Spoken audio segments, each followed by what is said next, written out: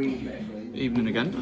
Bit of a different situation this time. Thought, just given the current climate with pubs closing in the UK, I thought best just to jump in one and give a bit of a different market report today. So, following a turbulent week in global geopolitics, attention will now turn to Davos in Switzerland, where the World Economic Forum begins on the 19th and runs through the 23rd of January, with heads of state, central bank leaders and corporate executives gathering in one place. Markets will be closely watching the rhetoric and the policy signals that shape the global political and economic outlook for fiscal year 26. In the United States, we'll start there, geopolitical risks remain elevated.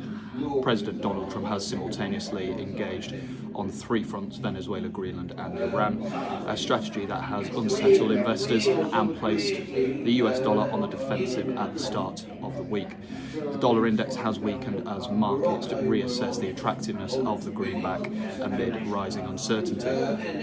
Concerns over institutional independence have also resurfaced. The Federal Reserve is again under scrutiny after the Department of Justice issued subpoenas to several federal officials over building extensions carried out in 2025. Markets view the move as a potential attempt to exert pressure on Fed Chair Jerome Powell to lower interest rates, a claim Powell has firmly rejected, reiterating the Fed's independence.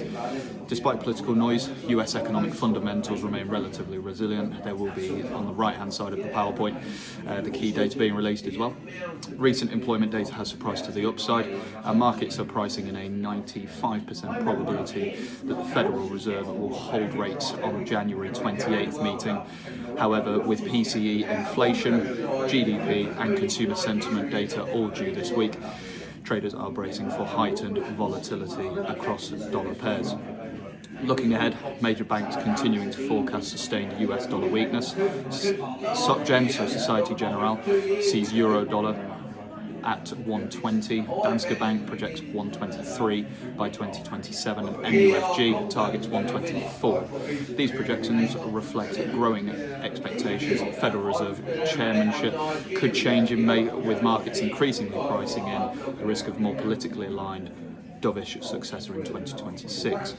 Turning to the UK, sterling enters the week on firmer footing. Better than expected GDP combined with dollar softness has supported recent gains. That said, this strength may prove vulnerable as well. The UK faces a packed data calendar beginning the week with house prices, followed by employment figures, inflation and ending off on retail sales.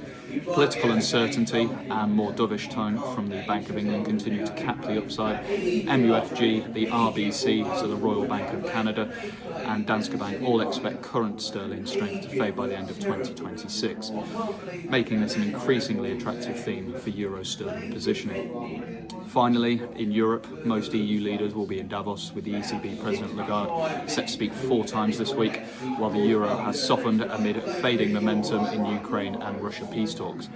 Inflation has now reached the ECB's 2% target. Analysts broadly expect rates to remain unchanged in 2026 unless economic conditions materially deteriorate.